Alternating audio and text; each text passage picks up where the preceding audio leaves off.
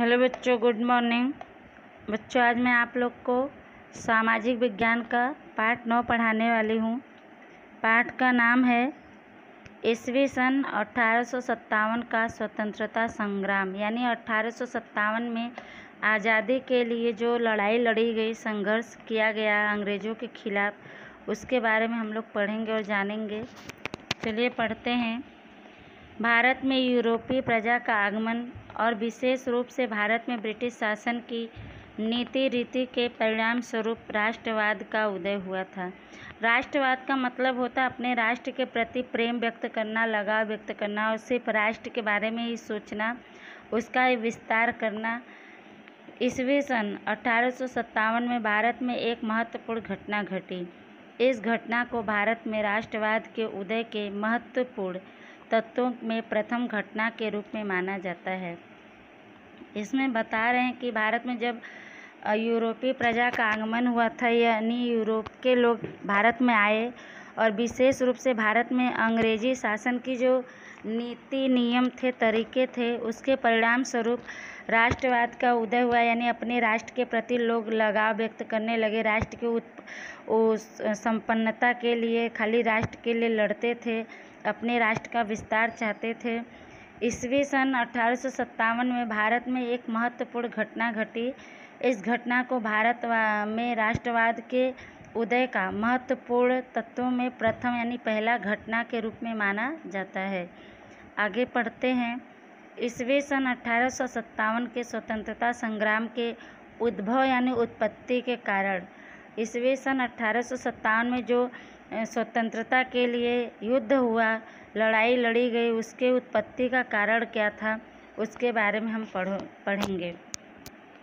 भारत में अंग्रेज़ों द्वारा सत्ता स्थापित करने के लिए अपनाई हुई दमनकारी कूटनीति के कारण भारत में भारी मात्रा में पैदा हुआ असंतोष ईस्वी सन 1857 के संग्राम यानी संघर्ष का, लड़ाई का मुख्य कारण था। यह असंतोष क्यों पैदा हुआ, उसका ब्यौरेवार यानी विस्तार पूर्वक कारण अब हम जानेंगे। इसमें बता रहे हैं कि भारत में अंग्रेज़ों द्वारा जब शासन स्थापित किया गया, तो स्थापित करने के लिए उन्होंने जो दमनकारी नीति या कूटनीति अपनाई, यानी लोगों को सताना, अत्याचार करना, उन पर उत्पीड़न जैसे कार्य करना, ऐसे कारणों से भारत में बहुत भारी मात्रा में असंतोष, नाराज़गी पैदा हुआ। 1857 के युद्ध का मुख्य कारण यही बना था। अंग्रेज़ जो लोगों पर जुल्म करने लगे थे, अत्याचार करने लगे थे, वही कारण था। यह नाराज़गी क्यों पैदा हुई, इसका विस्तार पूर्वक कारण हम आगे पढ़ेंगे और जानेंगे। चलिए पढ़ते हैं। सामाजिक और धार्मिक कारण। कंपनी सरकार ने सामाजिक सुधार की जो रीति अपनाई थी, उसने लोगों में भय यानी डर पैदा किया था। उन्हें लगा कि कंपनी सरकार इरादापूर्वक यानी सोची समझी आयोजन के द्वारा ईसाई धर्म स्वीकार कराकर, मंजूर करवाकर भारत के धर्म और संस्कृति को नष्ट यानी समाप्त करना चाहते हैं। सेना में, जेलों में तथा रेलवे में भारत की सामाजिक व्यवस्था की बारंबार अवगणना यानी अवहेलना की जाती।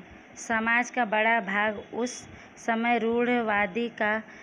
रूढ़वादी का मतलब होता है परंपराओं का बिना तर्क पालन करने वाला। इसलिए नए परिवर्तन यानी बदलाव ने उन्हें असंतोष यानी नाराज़गी पैदा किया। परिणाम स्वरूप कुछ लोग अपने सामाजिक धर्म ढांचे यानी बनावट को टिकाए रखने के लिए इस संग्राम यानी लड़ाई से जुड़े। इसमें कह रहे हैं कि सामाजिक और धार्मिक कारण बना विद्रोह का।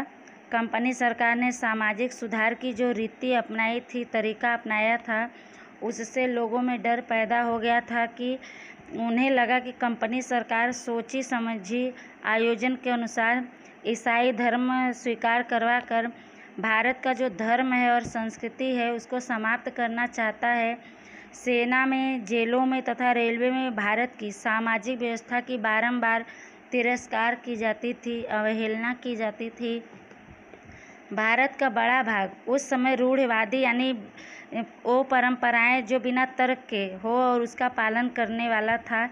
इसलिए नए बदलाव में उनमें असंतोष, नाराजगी पैदा किया, जिसका परिणाम यह हुआ कि कुछ लोग अपने सामाजिक और धार्मिक ढांचे यानी रचना को बनाए रखने के लिए इस युद्ध में, इस लड़ाई में जुड़े।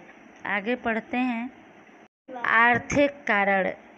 उस समय अंग्रेजों की आर्थिक नीति भारत के द्वारा इंग्लैंड को समृद्ध यानी संपन्न बनाने की थी। परिणाम स्वरूप भारतीय समाज के अधिकांश वर्ग आर्थिक रूप से बर्बाद हो गए। जमींदार और किसान भूमिहीन हो जाने से उन्हें संग्राम में भाग लिया करें। दूसरा कारण था आर्थिक कारण। उस समय अंग्रेजों की आर्थिक नीति यानी तरीका था भारत के जरिए से इंग्लैंड को मजबूत बनाना, संपन्न बनाना, जिसका परिणाम यह हुआ कि भारतीय समाज के ज़्यादातर वर्ग के लोग आर्थिक रूप से बर्बाद हो गए थे। जमींदार और किसान भूमिहीन यानी बिना भूमि के हो गए। इसके कारण उन्होंने इस युद्ध में भाग लिया। आगे है राजनीतिक कारण। ईस्वी सन 1764 के बक्सर के युद्ध में विजय के बाद दीवानी सत्ता मिलने से ईस्ट इंडिया कंपनी ने विस्तार की नीति अपनाई। कंपनी के अधिकारियों ने अन्यायी कूटनीतियाँ तथा जो उचित न हो ऐसे गठबंधन से भारत के बहुत से प्रदेशों पर सत्ता स्थापित की थी। इस नीति का भोग बनने वाली झांसी की रानी लक्ष्मीबाई तथा बिहार के जागीरदार राजा कुंवर सिंह जैसे अनेक नेताओं ने आगे चलकर इस संग्राम का नेतृत्व यानी संचालन किया करें। इसके बाद कारण था राजनीतिक कारण। राजनीति के कारण करें ईस्वी सन 1764 के बक्सर के युद्ध में विजय के बाद दीवानी सत्ता मिलने से ईस्ट इंडिया कंपनी ने विस्तार की यानी अपनी कंपनी को बढ़ाया, ऐसी नीति अपनाई। कंपनी के अधिकारियों ने अन्यायी यानी जो न्यायपूर्ण नहीं था ऐसी कूटनीतियाँ तथा जो उचित नहीं था ऐसे गठबंधन से भारत के बहुत से प्रदेशों पर अपना शासन स्थापित किया। इस नीति का शिकार बनने वाली झांसी की रानी लक्ष्मीबाई तथा बिहार के जागीरदार राजा कुंवर सिंह जैसे अनेक नेताओं ने आगे चलकर इस युद्ध का संचालन किया। फिर है आगे सैनिक कारण। विशाल भारत में ब्रिटिश सैनिकों और अधिकारियों की संख्या कम थी। सेना में भारतीय और अंग्रेज सैनिकों का अनुपात लगभग 6.1 का था। सेना में उच्च यानी ऊंचे पद पर अंग्रेजों के लिए आरक्षित यानी सुरक्षित रखे जाते थे। भारतीय सिपाहियों को पदोन्नति यानी पद पर उन्नति के विकास के अवसर बहुत सीमित थे यानी बहुत कम थे।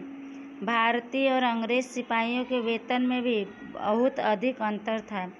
भारतीय पैदल सिपाही को मासिक 7 रुपये ही मिलते थे, जबकि अंग्रेज सिपाही को मासिक 150 रुपये वेतन मिलता था।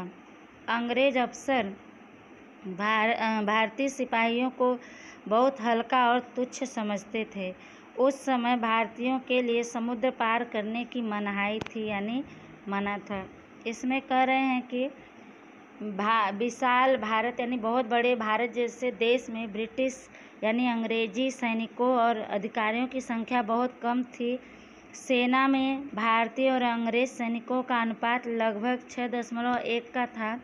सेना में ऊंचे पद के लिए अंग्रेजों के लिए सुरक्षित पद रखे जाते थे। ऊंचे पद भारतीय सिपाहियों को पदोन्नति यानी उनके विकास के अवसर बहुत सीमित थे, बहुत कम थे। उनके पद की उन्नति नहीं की जाती थी जल्दी।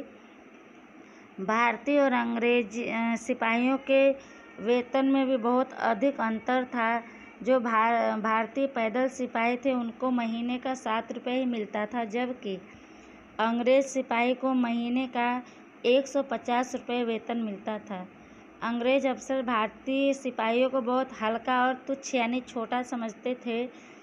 उस समय भारतीयों के लिए समुद्र पार करने को मना था। आगे पढ़ते हैं। उसका पालन नहीं करने वाले को अपने समाज में जाति से बाहर करने की भारी सजा यानी दंड दी जाती थी। ऐसा होने पर भी भारतीय सिपाहियों को अनिवार्य यानी आवश्यक रूप से विदेशों में ब्रिटिश युद्ध करने के लिए भेजा जाता था। इसलिए अन्य भारतीयों की तरह ही अन्य सिपाहियों को भी लगा कि उनका धर्म खतरे में पड़ा है।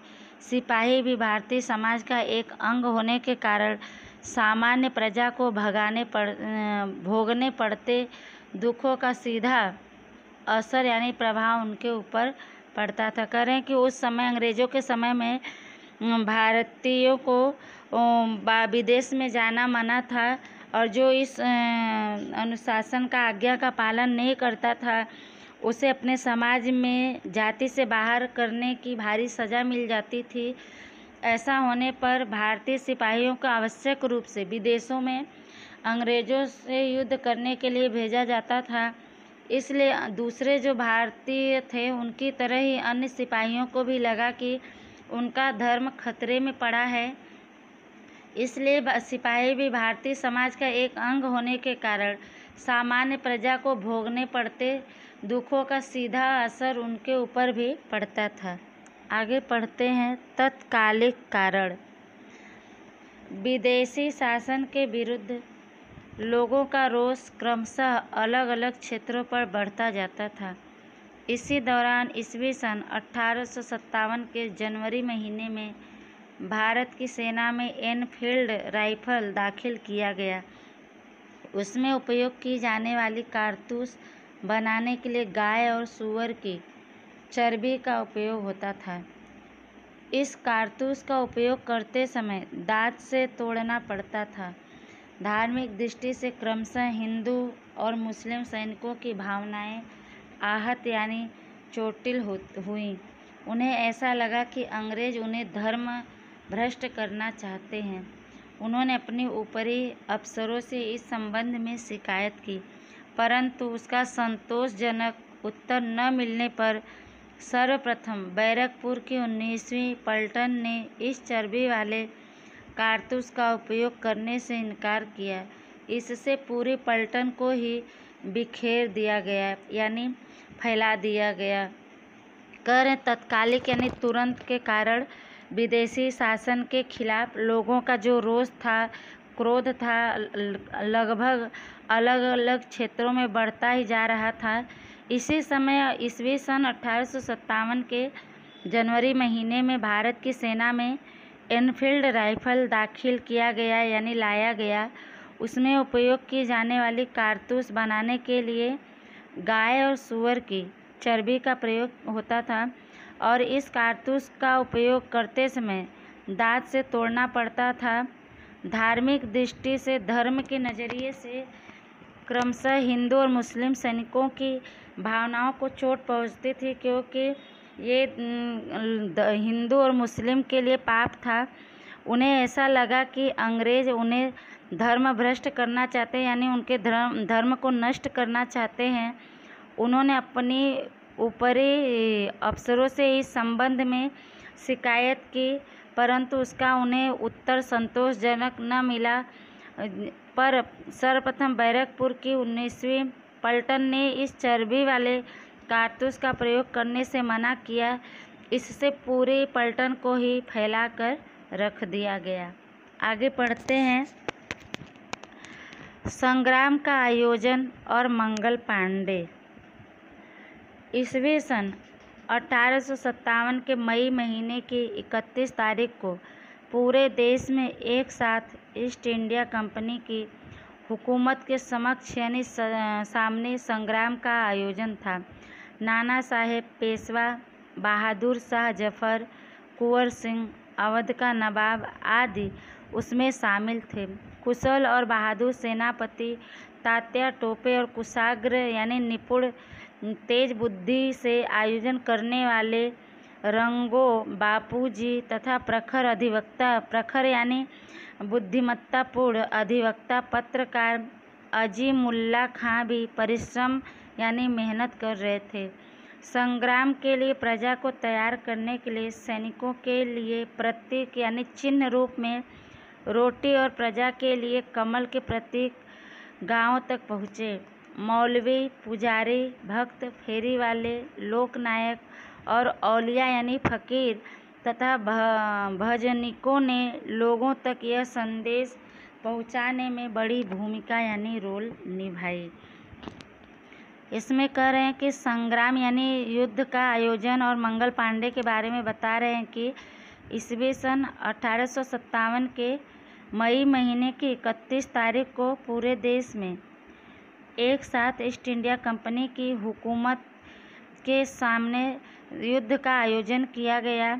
नाना साहेब पेशवा, बहादुर शाह जफर, कुंवर सिंह, अवध का नवाब आदि दूसरे लोग भी उसमें शामिल थे। कुशल और बहादुर ने सेनापति तात्या टोपे और कुशाग्र यानी तेज बुद्धि से आयोजन करने वाले निपुण थे, जो ऐसे रंगो बापूजी तथा प्रखर यानी बुद्धिमत्तापूर्ण अधिवक्ता पत्रकार अजीमुल्ला खां भी मेहनत कर रहे थे। संग्राम के लिए प्रजा को तैयार करने के लिए सैनिकों के लिए चिन्ह के रूप में रोटी था और प्रजा के लिए कमल प्रतीक के रूप में गांवों तक पहुँचे। मौलवी, पुजारी, भक्त, फेरी वाले, लोकनायक और फकीर तथा भजनिकों ने लोगों तक यह खबर पहुंचाने में बहुत बड़ा भूमिका यानी रोल निभाया था। आगे पढ़ते हैं। उत्तर प्रदेश के बलिया क्षेत्र के नगवा गांव में ब्राह्मण परिवार में जन्मे और 7 रुपये वेतन से ब्रिटिश यानी अंग्रेजी सेना में जुड़े मंगल पांडे 29 मार्च को संग्राम के लिए तैयार हो गए। 26 वर्ष के मंगल पांडे युद्ध के पोशाक में सज धज कर माथे पर तिलक लगाकर मैदान में आए। बाकी सैनिकों को भी ललकारा। सैनिक उनके साथ थे, परंतु 31 मई तक राह देखने के लिए सहमत थे। मंगल इतनी धीरज नहीं रख सके। धीरज का मतलब होता है धैर्य। उन्हें पकड़ने का आदेश मेजर हुसन ने दिया, परंतु कौन माने। मंगल की राइफल ने उसे भून डाला। दूसरे अफसर को भी मंगल पांडे ने धूल चटा दिया। भारतीय सैनिकों ने इस पवित्र ब्राह्मण को गिरफ्तार करने से मना कर दिया। अंत में ब्रिटिश सैनिकों का घेराव बढ़ जाने पर मंगल पांडे ने आत्म बलिदान का मार्ग यानी रास्ता पसंद किया। अपनी राइफल की गोली छोड़कर वे जमीन पर गिर पड़े। खून से लथपथ सिपाही को ताबड़तोड़ हॉस्पिटल ले जाया गया, क्योंकि उनसे 1857 के संग्राम के आयोजन की जानकारी प्राप्त करनी थी। इनके बारे में बता रहे हैं मंगल पांडे के बारे में कि उत्तर प्रदेश के बलिया क्षेत्र के नगवा गांव में ब्राह्मण परिवार में इनका जन्म हुआ था और ये 7 रुपये वेतन पाते थे। ब्रिटिश सेना में ये जुड़े। मंगल पांडे 29 मार्च को युद्ध के लिए तैयार हो गए अंग्रेज़ों के खिलाफ। 26 वर्ष के मंगल पांडे युद्ध के पोशाक यानी कपड़े में सज धज कर माथे पर तिलक लगाकर युद्ध के क्षेत्र में आए। बाकी सैनिकों को भी उन्होंने ललकारा। सैनिक उनके साथ थे, लेकिन 21 मई तक वो राह देखना चाहते थे, देखने के लिए सहमत थे। लेकिन मंगल पांडे में इतना धीरज नहीं था कि वो 31 मई तक इंतज़ार करते। उन्हें पकड़ने का आदेश मेजर हुसन ने दिया, लेकिन कौन माने। मंगल की राइफल ने उन्हें भून डाला यानी मार डाला। दूसरे अफसर को भी मंगल पांडे ने हरा दिया। धूल चटाने का मतलब होगा हरा देना। भारतीय सैनिकों ने इस पवित्र ब्राह्मण को गिरफ्तार करने से मना कर दिया। अंत में ब्रिटिश सैनिकों का घेराव बढ़ जाने पर मंगल पांडे को लगा कि अब हम पकड़े जाएंगे, तो उन्होंने अपना आत्म बलिदान यानी अपना बलिदान करने का मार्ग यानी रास्ता पसंद किया। अपनी राइफल की गोली खुद अपने ऊपर चला लिए और ज़मीन पर गिर गए। खून से लथपथ सिपाही को ताबड़तोड़ यानी तुरंत ही हॉस्पिटल ले जाया गया, क्योंकि उनसे 1857 के युद्ध के आयोजन की जानकारी लेनी थी। आगे पढ़ते हैं। 6 अप्रैल 1857 से मंगल पर सैनिक अदालत का नाटक शुरू हुआ। पूरी कार्यवाही अंग्रेजी में चलाई गई और फांसी की सज़ा सुनाई गई, परंतु अंग्रेज़ों को इस देशभक्त के पास से कोई भी जानकारी नहीं मिली। 8 अप्रैल को सवेरे 5:30 बजे मंगल पांडे को फांसी दे दी गई। इस तरह श्री मंगल पांडे ईस्वी सन 1857 के संग्राम के प्रथम यानी पहले शहीद बने। इसमें कह रहे हैं कि 6 अप्रैल 1857 से मंगल पर सैनिक अदालत का नाटक शुरू हुआ। पूरी कार्यवाही अंग्रेजी भाषा में ही चलाई गई और फांसी की सज़ा सुना दी गई, लेकिन अंग्रेज़ों को इस देशभक्त के पास से संग्राम की कोई भी जानकारी नहीं मिली, नहीं प्राप्त हुई। 8 अप्रैल को सवेरे 5:30 बजे मंगल पांडे को फांसी दे दी गई। इस तरह श्री मंगल पांडे ईस्वी सन 1857 के लड़ाई के पहले शहीद बने। बच्चों, यह आपको चित्र दिया गया है भारत का नक्शा, जिसमें 1857 स्वतंत्रता संग्राम के केंद्र का नाम दिया गया है। इसमें आप लोग देखिएगा, पढ़िएगा। मेरठ, दिल्ली, बैरकपुर, आगरा, लखनऊ, कालपी, ग्वालियर, आबू, इंदौर, कोल्हापुर, सतारा, बेलगांव, सावंतवाड़ी, इलाहाबाद, बनारस, अयोध्या, जगदीशपुर, ये सभी 1857 के स्वतंत्रता संग्राम के केंद्र स्थान थे। आगे पढ़ते हैं। संग्राम के फैलाव यानी विस्तार और उसके नेता के बारे में हम लोग पढ़ते हैं। दिल्ली और बहादुर शाह जफर के बारे में हम लोग पढ़ेंगे। मेरठ के सिपाही 11 मई की सुबह दिल्ली पहुंच गए। उन्होंने वहां के सिपाहियों की सहायता से दिल्ली पर कब्जा कर लिया यानी अधिकार कर लिया। 80 वर्ष के वृद्ध यानी बूढ़े बहादुर शाह जफर को समझाकर अंत में हिंद भारत के सम्राट के रूप में घोषित किया यानी ऐलान किया। बहादुर शाह द्वारा संग्राम का नेतृत्व यानी संचालन स्वीकार किए जाने से संग्राम को प्रोत्साहन यानी बढ़ावा मिला और संग्राम देश के अनेक भागों में फैल गया। इसमें कह रहे हैं कि दिल्ली में बहादुर शाह जफर के बारे में बता रहे हैं कि मेरठ के सिपाही 11 मई की सुबह दिल्ली पहुंच गए। उन्होंने वहां के सिपाहियों की सहायता से मदद से दिल्ली पर अपना अधिकार कर लिया। 80 वर्ष के वृद्ध बहादुर शाह जफर को समझाकर अंत में हिंद यानी भारत के सम्राट के रूप में घोषित किया गया। बहादुर शाह द्वारा संग्राम यानी युद्ध का नेतृत्व स्वीकार किए जाने से संग्राम को प्रोत्साहन मिला, बढ़ावा मिला और संग्राम देश के अनेक भागों में फैल गया। आगे पढ़ते हैं।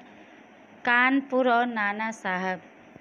कानपुर में 4 जून 1857 से संग्राम शुरू हुआ। संग्रामकारियों ने शहर को अधिकार में यानी कब्जे में लेकर पेशवा नाना साहब को नेतृत्व करने के लिए विवश यानी मजबूर किया। 22 दिनों के घेराव के बाद अनाज पानी घट जाने पर अंग्रेज़ों को शरणागति स्वीकार करनी पड़ी।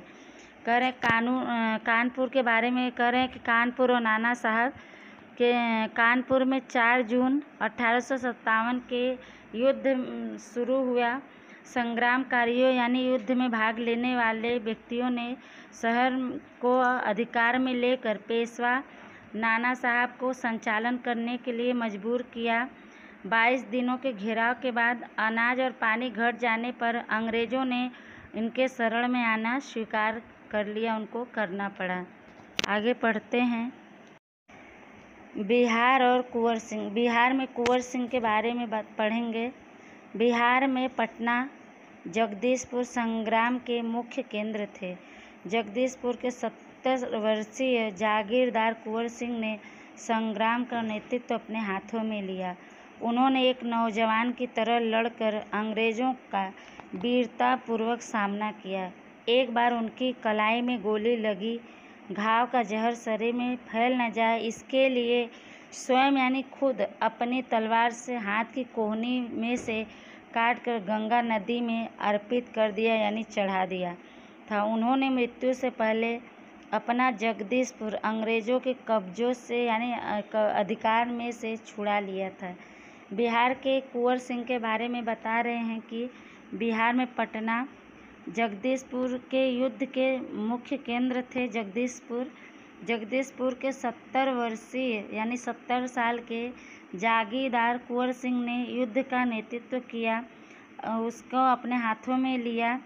उन्होंने एक नौजवान की तरह अंग्रेज़ों का वीरतापूर्वक यानी बहादुरी के साथ सामना किया।